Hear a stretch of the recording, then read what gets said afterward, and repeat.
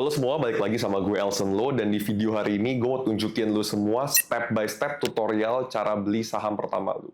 Jadi kalau lu selama ini udah denger yang namanya saham, tapi bingung gimana sih cara belinya, gue tunjukin cara paling gampangnya. Jadi yang pertama, sebelum lu membeli saham, lu harus punya yang namanya sekuritas. Jadi gue tunjukin lu, buka handphone lu sekarang, lu buka aja aplikasi dan lu bisa klik sekuritas. Nah, nanti keluar tuh banyak banget. Misalkan ada sekuritas ajaib, Stockbit, Mirae Asset, Mandiri Sekuritas, dan lain-lain. Tapi gue tunjukin tutorial pakai Stockbit aja deh, soalnya paling user-friendly menurut gue. Di video sebelumnya gue juga tunjukin tutorial cara beli reksadana di Stockbit, di Bibit. Jadi sekarang gue tunjukin buat lo di Stockbit. Sama untuk pemula, lo harus daftar. Pertama, siapin KTP dulu. Kenapa kalau lo mau beli saham itu mesti umur 17 tahun? Karena lo butuh yang namanya KTP. Lalu NPWP, opsional tapi nggak terlalu disarankan. Terus lo harus siapin rekening bank pribadi, terus ntar lo bakal diminta selfie juga, lalu diminta data-data seperti biasa, lo isi aja semua, dan biasa tuh nunggu beberapa hari kerja sampai lo dapat yang namanya RDN atau rekening dana nasabah. Kalau misalkan udah aktif, lo bisa buka profil Stockbit. Nah, di sini tuh banyak banget pilihannya. Bagian watchlist, ini tuh lo bisa isi-isi saham-saham yang lo mau beli, lo masukin watchlist dulu. Nah, misalkan lo mau masukin watchlistnya itu saham BBCA, lo tinggal search, lo klik yang namanya BBCA, terus lo klik bintang di kanan atas. Nah, nanti masuk namanya watchlist. Jadi kan ada watchlist, stream, search, chat, sama portfolio. Kalau watchlist itu untuk yang lo mau lihat, kalau stream itu tuh dia kayak Twitter, jadi sistemnya kayak Threads, kayak X, dia tuh fitur untuk diskusi. Makanya kalau pemula, sebenarnya bagian stream ini nih bisa jadi senjata makan tuan sih. Kadang bisa beneficial buat lo, bisa diskusi-diskusi sama orang, kadang juga bisa bikin takut, karena orang kan kadang suka nyebar fear, atau nyebar informasi yang kadang nggak akurat. Di sini juga bagian berita, ini tuh informasi-informasi dari koran tentang bursa saham Indonesia. Lalu ada juga fitur riset.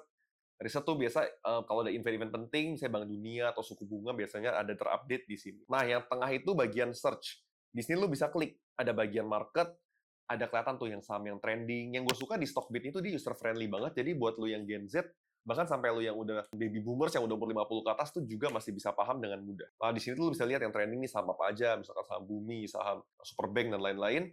Nah, terus bisa juga di bawahnya tuh ada bagian top gainer, top loser, top value. Jadi kelihatan saham yang lagi naik paling banyak hari ini, saham yang lagi turun paling banyak hari ini, saham yang lagi trending, yang lagi banyak dibeli. Kalau misalkan lu mau beli ini, lu tinggal klik nih. Misalkan BBCA, lu klik. Di sini tuh bakal kelihatan. Lu mau beli, terus bisa kelihatan chartnya. Jadi harga 1 hari terakhir, 1 minggu terakhir, 1 bulan terakhir, 3 bulan terakhir, bahkan sampai 5 tahun terakhir. Kelihatan chartnya. Terus lu bisa lihat juga bagian key stats. Jadi di sini tuh ada detail-detail revenue-nya, pemasukannya BCA, labanya berapa, semua perusahaan bisa dilihat dari key stats-nya, lalu bisa lihat juga bagian order book. Ini kalau lihat bagian bid sama offer, bid sama S, jadi kalau S itu tuh orang yang mau jual, kalau bid itu orang yang mau beli. Jadi kalau misalkan lu mau beli, masukin bid, misalkan harga 8.000, ini lu nunggu harga 8.000, baru nanti ke match.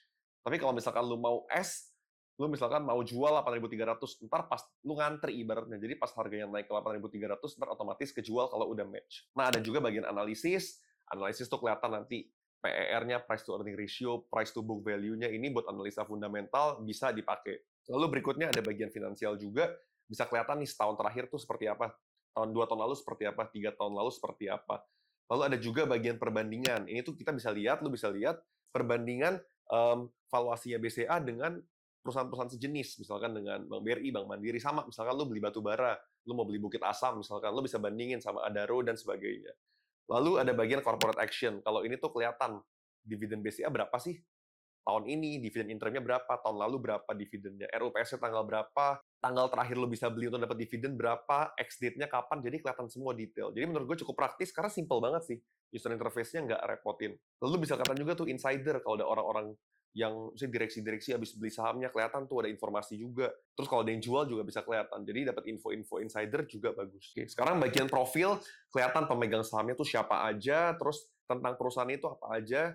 Ini kan tadi kan gue kasih lihat yang BCA ya, gue coba buka misalkan Astra deh, kita ngomongin Astra. Nah, nanti kelihatan tuh profilnya juga, perusahaan itu sejak tahun 1957 didirikan, 1990, TBK, dan sebagainya. Nah, berikutnya, lu bisa buka ke bagian yang namanya portfolio. Di sini lu bisa lihat nih, lu punya saham apa aja, keuntungannya lagi berapa, lagi plus berapa, nanti dari semua portofolio lu kelihatan. Setelah itu lu bisa cek, lu bisa klik juga bagian kiri atas, nanti ada RDN lu, terus lu bisa deposit duit. Kalau mau deposit tuh lu bisa transfer ke RDN, jadi seperti biasa. Jadi misalkan rekening lu BCA misalnya 1345679. Ntar RDN tuh keluar lagi yang baru, misalnya kan 413734. Jadi lu tinggal transfer manual ke RDN tersebut, anggaplah ke bank lu, itu saldonya udah standby di situ untuk lu beli saham. Kalau belum lu pakai duitnya, lu bisa langsung cairin lagi, bisa otomatis balik ke rekening BCA lu.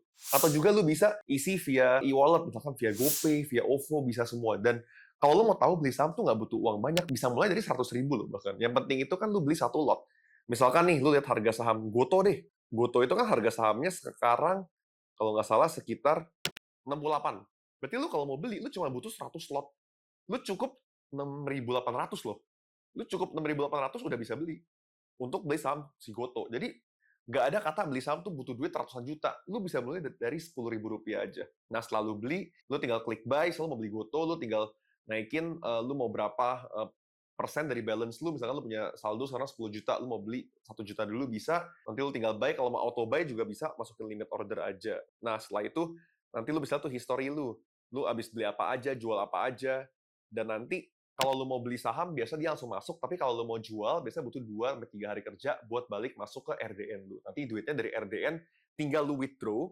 Jadi lu lihat nih ada total trading balance, total equity, lu tinggal withdraw aja, masukin, tarik semua saldo, langsung otomatis masuk ke BCA lu dalam 3 hari kerja. Jadi segitu simpelnya. Yang penting lu harus tahu kalau misalkan lu mau beli suatu saham, itu artinya lu memiliki sebuah bagian kecil dari perusahaan tersebut. Jadi kalau perusahaan yang bisa dibeli itu perusahaan yang ada di Bursa Efek Indonesia. Jadi kalau misalkan lu mau beli saham BCA, itu lu bisa. Lu mau beli saham Mandiri bisa. Tapi lu kalau mau beli saham IHSG, itu biasanya yang paling sering di komen, itu nggak bisa.